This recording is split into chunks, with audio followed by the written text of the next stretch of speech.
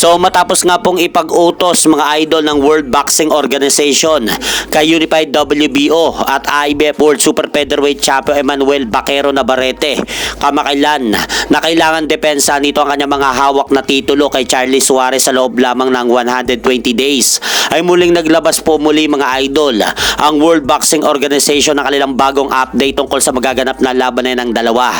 Dahil ayon nga po dito sa report ng WBO mga idol, nakalagay po dito na the WBO has ordered negotiation between Unified WBO, IBF Super Featherweight Champion Emmanuel Navarrete and mandatory challenger Charlie Suarez na pair who fought in controversial bout in 2025 have 20 days to work out a deal. So ngayon mga idol, ayon po dito sa World Boxing Organization, ipinag-uutos na po nila sa magkabilang kampo nila Charlie Suarez at Emmanuel Baquero Navarrete na magkasundo at gawin ang kanilang magaganap na laban hanggang 20 days lamang. So good news nga po ito mga idol para kay Charlie Suarez dahil posible na po siyang maging Unified World Super Featherweight Champion kapag tinalo po nito si Emmanuel Navarrete sa laban nila. Dahil kung maalala po natin mga idol, nauwi nga po ang kanilang unang bakbakan sa no contest dahil sa accidental headbutt daw na nangyari sa kanilang laban. At sa kabilang banda naman, may lumabas nga pong balita na ayaw nitong Hapon na boksingero na si Katsuma Akitsugi lumaban sa Pilipinas kontra sa ating pambato na si Kenneth Lover dahil baka daw dayain siya nito sa laban.